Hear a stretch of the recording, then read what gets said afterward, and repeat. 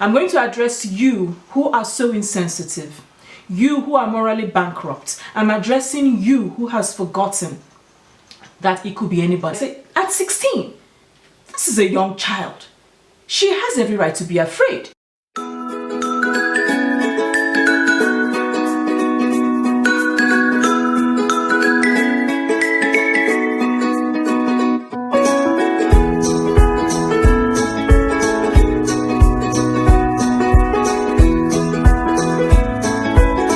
So hello everyone, once again, and welcome back to my channel, and welcome to this episode of the Couch Moments. Now today's episode, I'm sure you guys are aware of what's trending all over Nigeria right now, and we are here to rant, we are here to get things straight, and we are here to speak.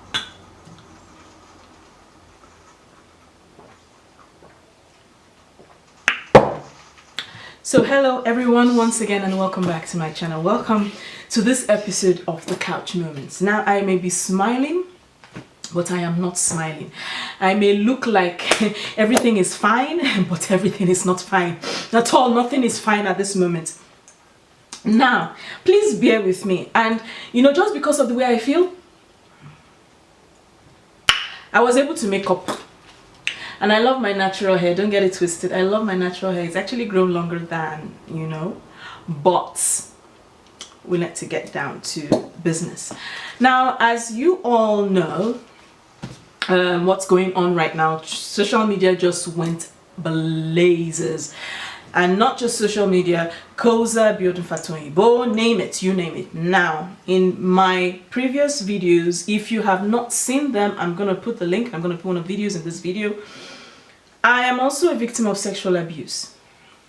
And while I have said it, I have not sold my story. Now, like many of us here, I first of all, I want to address Busola Dakolo and all of you, my sisters, my brothers, who have been victims of sexual abuse, rape and violence. You are not alone. It took us, I'm gonna say it took us a while to get here, and we are not vanquished. We are victorious. We are winners. We are survivors, and not just survivors, we are survivors with a success story. So I want to put it out there. And I thank you, Busola, for giving all of us a voice, because I am Busola Dakolo. Now, I want to face those insensitive human beings who are so insensitive. I don't care who you are, father, mother, my friend, whoever. As I speak to you right now, I'm contemplating 20 years of friendship, if I should continue with that friendship or not. And this is not this is my truth. As I speak to you right now, I am contemplating 20 years of friendship. Do I do it? Do I continue this friendship? Because I am sorry. This is 2019. We are in the 21st century. So I'm going to address you all. I'm going to address you who are so insensitive, you who are morally bankrupt. I'm addressing you who has forgotten that it could be anybody. I'm going to address you who have lost your moral compass. I'm going to address you who can condone rape, sexual abuse and violence and maltreatment of children and women. I'm addressing you. And I'm addressing you. You have no shame. You have lost it. You have no moral decorum. Your moral compass is dead. I am addressing you because you have no line. The thin line between what is right and what is wrong has totally cleaned out in your life. I'm addressing you, and that is why I'm actually doing this video. I'm doing this video because I think a lot of people have understood the gist of rape, sexual abuse and violence, but there are still some morons, not morons. I'm Igbo, so I'm using my Igbo accent there. I'm speaking now to some morons. I'm sorry, I'm speaking to those morons who have not understood. It doesn't need to make sense to you. I'm saying this to all of you who opened your mouths and who felt that because you have a social media account, because you have Twitter, because you have Instagram, or because you have something. I'm speaking to you. You who felt that because you have a platform, then it means that you have a brain. No, it's not everyone who has a platform that's got a brain. And when you know that you are not educated enough in certain issues, please desist. Desist from making insensitive and callous comments. I am addressing you. I'm addressing you who said that it doesn't make sense to you. I'm addressing you who says that her story or our story is not logical. I am addressing you who says that why is she speaking now? I am addressing you who says that after all these years she should please shut up. I am addressing you who says I am in love with my pastor. God bless you, pastor. We love you, pastor. I am addressing you. I am addressing you who has said that she is a runs girl. That is why she was raped. I am addressing you. I am addressing you who said that everything that she said, all her story doesn't hold water. I am addressing you. Yes, I am addressing you. And because I am addressing you, that is why I have this point. And I want to make this video oh so short. And I pray that I will be able to do that. Now, I want to start by telling you, and when I said I'm addressing you, because you know, I have been able to make points. Listen, this girl made a lot of things. She made her story checks out to the T. You guys, I have a front and back. I have not even finished because it's a 1 hour 40-minute video. I have not even finished. But I decided, listen, that I'm just going to pick out what she said. And in everything that she said, there was a recurrence. And I'm going to start from the beginning. Now, this girl said that, and I'm going to address it, how a sexual predator operates. Let me tell you, a sexual predator does not just assume or think that everybody can be a potential target. No, he needs to study his targets. He needs to know the ins and outs of his targets. And listening to her video, every step of the way, this man was prowling. He was the predator, the perfect predator. He was prowling. He needed to know. He noticed she was withdrawn. Listen, predators are very intelligent people. The same way we see lions as predators, they actually hunt with intelligence. It's the same way. You'd be surprised their IQ levels. They are very, very highly intelligent people. They read people very quickly. They read people so well. They know those who they can manipulate. They know those who they can use. They know those whom they can instill fear in, and it will hold. And that is exactly what this guy played. He played every one of those instruments to the last and to the letter. He played it. He played her fear. He played control. He played predation. He played hypnotism. He played control. Control and more control and more control and more control. That is the job of a predator. That is what they do, be it a man or a woman. Now, she started. How did Biodun Fatoyinbo know Busola? How did he know Busola? The same question every sexual predator, if you ask. Listen, I keep on saying be educated. Watch documentaries, read books. It is very important. Because as long as you know that you have been a victim, you have children, you would not want the same thing to happen to your kids. And that is a fact. I don't want anything to happen to my child. I don't want a sexual predator to touch my child. I have told my child from the day he was born that this is what he had to do. This is what he had to look out for. So I don't want to ramble too much. Let me start from the beginning. He needed to get to know her. And if you listen to that story, she spoke about the fact that, how this guy came close to her. He watched her. Listen, if you think he was watching her, listen to her story. For those of you who have not watched this video, I am going to put, for the sake of those who cannot access YouTube, I'm going to put this on my Facebook. My Facebook account is juliettsstyleglam. I'm going to put this on my Facebook, and I'm not going to put it in a YouTube format. I'm going to put it in a normal MP4 format so that you can be able to access that video on Facebook. For those of you who do not know, he needed to know and ascertain what level of control he could get on this girl. First of all, she's innocent. She was a little girl. And he noticed her. He was watching her. He watched her. And a predator does not move without watching. If you want to find out what a predator is, if you have never understood Animal Kingdom, if you have never ever watched Discovery, Go watch Discovery and find out and watch the lion when the lion wants to hunt, or watch the lion when it wants to kill. It waits patiently, but it waits because they know. And look at a lion. Its prey are usually the youngest, the most vulnerable, the weakest. Her story checks out. She says, from what I wrote, he needed to get to know her. And what did he do? He began to ask her questions. He wanted to know about her. He wanted to know about her family. He realized and found out that she was from a polygamous home. He realized and found out that this was a child who was trying to find her place in her home. He realized all that. He found out that anything he wanted to do, he needed to get to know who this girl was. How did she operate? How does she operate? She said it every time he was around her or she was around him. He kept on asking her questions. And in the midst of it, he began to encourage her.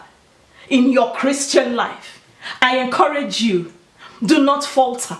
Do not fall by the wayside. God wants to use you. Bull crap. Listen, she went on, he said, and he began to get inquisitive. He now came to her house. A predator will not wait for you to come to his house. He needs to know, he needs to earn the trust of those who surround you. He needs to earn the trust of those who are with you. He needed to know all these things. And he began to get inquisitive. And he had taken interest in her personality. What was her personality? She could speak. She was bold, but at the same time, she had an underlying problem. She was going through her own personal issues because of her family. Her father was lacking. Her mom was neither here nor there. Her guidance, the people who were around her were her sisters. They were the only people who spoke to her. So she was lost. And this is what you find out in most of these homes, the neglect of the family. I'm not blaming moms and dads who had to work. I'm not blaming you because you needed to fend for your family. But what I would blame you for, moms and dads and guardians, is failing to talk to the people you are taking care of. You fail to talk to them. You fail to ask them questions. Every day you come back from work, yes, we get it, you're tired. But I think it's great enough if you're able to come into their rooms, knock, or get them out, and you people have a session to talk about what happened at school today. You need to form a bond with your children, with your God. You need to do that. Because it cannot happen on their own. A lot of our African parents stay in their bubble. They are in their bubble. No one is going to take care of your child for you. No one is going to raise your child for you. Nobody is going to do it better than you. Nobody is, you as a parent, you do not give away religious and moral instruction of your child to a man of God. It is your responsibility. That is why you are a parent. And that is why the Bible said that teach a child the way he should go. Train the child in the way of the Lord, and he will never depart from it. He didn't say train your child in the hands of a pastor or father or reverend father or he didn't. That's not what he said. Train your child in the way of the Lord, and she or she will never depart from it. It is to us parents he gave that mantle. We own that mandate, not man of God, not pastor, not anybody. We own that mandate as parents. So when somebody whom is a predator in the form of Biodun Fatoyibo comes in, what he is looking for is to see the loopholes in the family structure. That is what a predator does, and that is what he did to the letter. I can go on and on and on and on about that. He needed to know the movement of the parents. Her father is not around. Okay, bam. How easy is it for me to get this girl away from her mother? And then he asked her, follow me. I want to go to the market. And she came innocently. Pastor said, and the mom says, hey.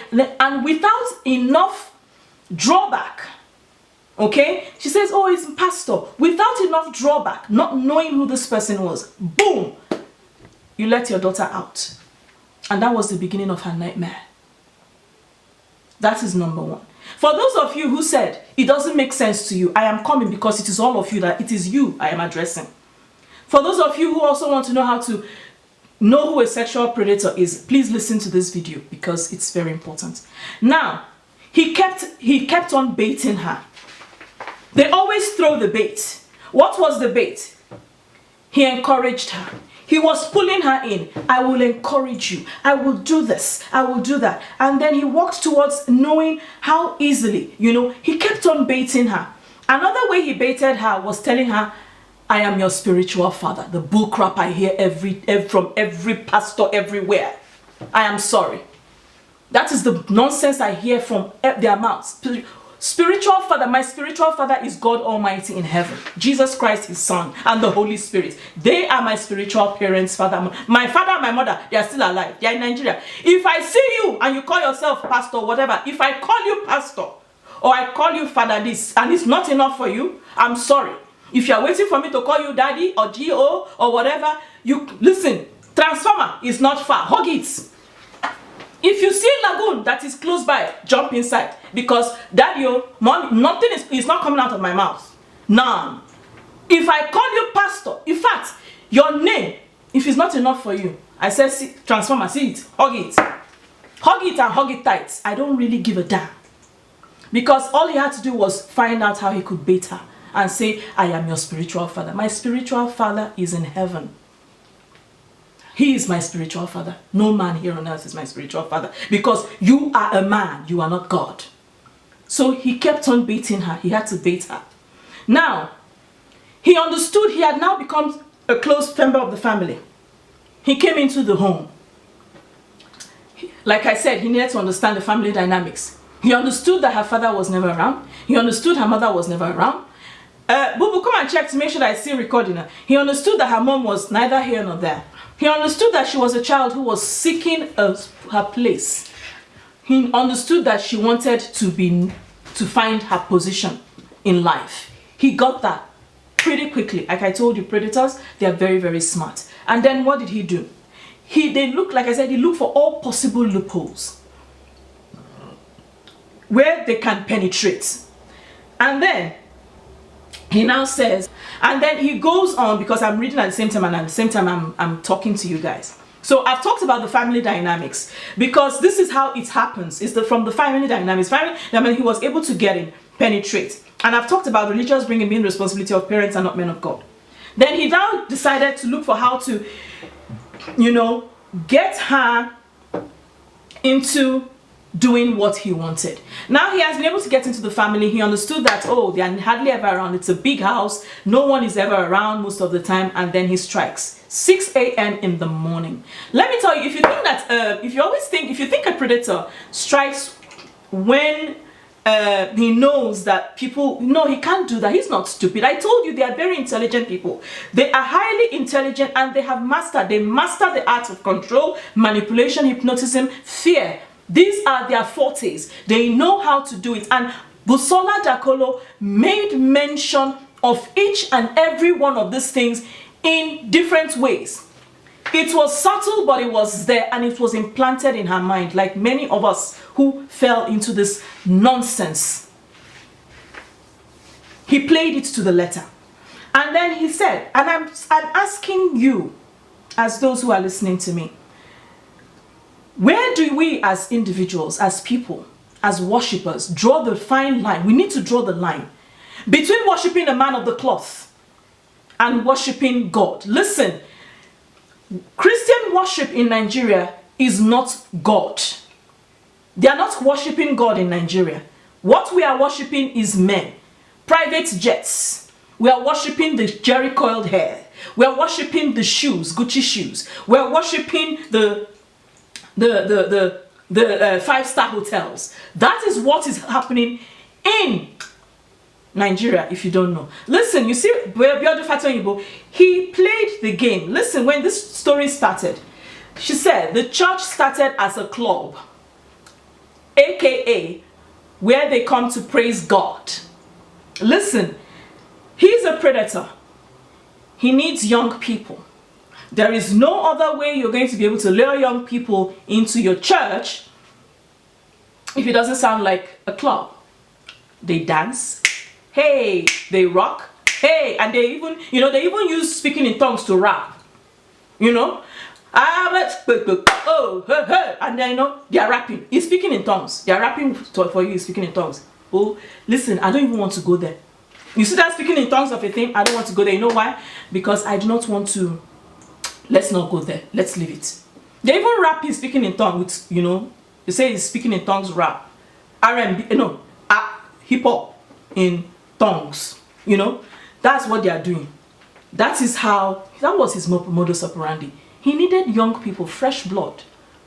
And the only way he could do it was to get young people with what they want and what they like. Club. And many people followed. Prolific, dynamic, suave. He's got it all. We need to get there. We need to belong. That is what we are doing in Nigeria in the name of worship. I don't want to go far. Let me not digress. Now, if you want to understand one thing, continuing from her story, the congregation as well had to be manipulated into the ideology of the love of Koza. Listen to Busola's video again. She said that everything every one of the members did was drawing people into Koza, love the Koza, love the church, love Koza, do this, our pastor is this. The evangelism has nothing to do with God. The evangelism has a lot to do with Koza. Bring them in, bring people in. These are the things I'm talking about. You people as human beings, God gave us brains. He said, don't you know that ye are gods? He gave us, we are higher human beings. More than anything he created, that is after him with us. That means anything that has to be spoken to us, he will tell us direct. Live and direct, we don't need anybody to tell us. And then, she said in her video, she said it twice. I wrote, I said, the ideology of the love of Koza, the passion for Koza. Notice, I said notice, not God. Please, if you have not watched that video, go and take your time and watch it again, please. Then come and watch my own video. Or, better still, go to Facebook at juliettsstyleglam. If you are not on my Facebook, send me your just click on the page and like or whatever. And I will enter you in there and you will watch this. Okay? And she now went on again and talked about, this love of Koza. And this is 2019. Busola was 16 when this happened. This is 2019. And that is what is happening. Our pastor, our church, the enemy is fighting the people of... Who are you people? Who told you people are the people of God? Where do people get that ideology from? Heat is doing me. To tell you how hot, how angry I am. I'm sweating. It's not a joke. I'm not laughing. Please, I want to continue. Sorry. The day he raped her, she made a statement. She said, I wrote, his true self became revealed. She said when he pushed her, that what she felt or whom she saw in front of her was not the pastor anymore or the man of God, but then whom she saw in her was the purported man of God or the converted cultist to man of God. Listen, that is fear. And it is the language he keeps on rotating in the congregation. Listen, when fear, when somebody who wants to intimidate you starts, they need to drop. There is something they need to drop. There's just one thing they need to drop, okay, in your head. It's so subtle, it reminds me of this film Will Smith acted where he was a thief. I can't remember the title. It's so subtle, you don't know. It just drops it there, and it's something that keeps on, it keeps on, sounding and sounding and sounding, and people hear it, and you're like, He was a former cultist too. And she said it, and she said, and you see, this is the word they used to control you. She said that day, what she felt it was in front of her was no longer man of God. What she saw in front of her was a cultist. Listen, this guy is a converted, he said he converted from cult to Christendom. So we need to now begin to think about carrying out an investigation on Biodun Fatoyibo, and let us know those whom he raped when he was in the cult, because it's not in Igbo we say, ma ade amuta ihe ọjọọ na nka. You know, I'm going to put the meaning of what I said. You know, it's a proverb. In Igbo say ade amuta ihe ọjọọ na nka. You know, or we say that, you know, there's another one we talked about using your left hand, you know. Let me just stop it at that one. And I'm going to write the meaning of what I said. It means, in a nutshell, you cannot start something you've never done before. No. You something, and you know, and with so much suaves, with so much experience, you can't do it it can't happen overnight. You got to make mistakes from the beginning, you know. In this case, we see a professional at work. Yes. So as I was saying, now he told her, do what I want you to do and you'll be fine. You see, these little drops of these threats, pam, pam, he just drops it. They are not loud, and it just goes boom, boom, boom. I mean, for those of you who said it doesn't make sense to you, please go back to your 16-year-old self. Go back to your 15-year-old self. Even when I was in school and when I rioted, I was still afraid because I knew that anything, you know, it could have gone bad. We rioted, yes, I know. I say it with a lot of pride now because I remember then it was not just a riot. We actually, you know, protested, but it turned, you know, in another. It came out in the papers. That was, I mean, you know. But if we check it out today, you know, at that time, I recall it seemed I was still afraid because I knew that it could just turn really bad. You know, I was still afraid because my father could decide, or my parents could decide, okay, you know, and God knew I did not want to hurt my parents, you know, and I was still afraid, but I just knew that I had to do what I had to do, or we had to do what we had to do to, you know, liberate our school. We were talking about liberation here, you know. So for those of you who went to FGC, you know, pro-unitate, and these are the things you know, I'm beginning to, you know, I say at 16, this is a young child. She has every right to be afraid. She's not an adult. She's still under the auspices of her parents. She's still under the guidance of her parents. She's not a full-blown adult. Even if you're a full-blown adult, you just don't enter adulthood knowing everything. No, everything is through experience. Then he goes into manipulating her. It's the most sickening thing ever. He says, you should be happy that it's a man of God who disvirgined you. This statement, in everything Busola said, in everything Busola said was the most sickening to me. It showed the level of depravity and his nature, his animalistic nature. It showed a level of irrational thoughts, this man. Listen, I'm still addressing those of you who said, why now? I'm still addressing those of you who said, it doesn't make sense. It doesn't need to make sense to you. It's not your business. That doesn't concern you. It's not your story to tell. It's not your truth. It is our truth. It has nothing to do with you. You are not you don't control the narrative of the story. For those of you who say it doesn't make sense, it has nothing to do with you. It should not make sense to you. It is my story. It's my truth. It's her story. It's her truth. If you do not know what to add, zip it. All right? This is what I'm saying. Now, for those of you who keep on also saying, she's a runsgear. My dear, let me tell you something. We are all ladies. We are all women. And we've all been through the motions of falling in love, getting heartbroken, and what have you. I'm still yet to find the lady. I'm still yet to know the lady who's going to tell me she doesn't remember who her first was. For those of you who your brains have forgotten, who was your first? A woman doesn't forget her first. Fact. In whatever situation, she doesn't forget her first. So those of you who are looking for the logic behind it, who was her first? She said it. Her first was him. Blood dropped on the floor. How callous can somebody be?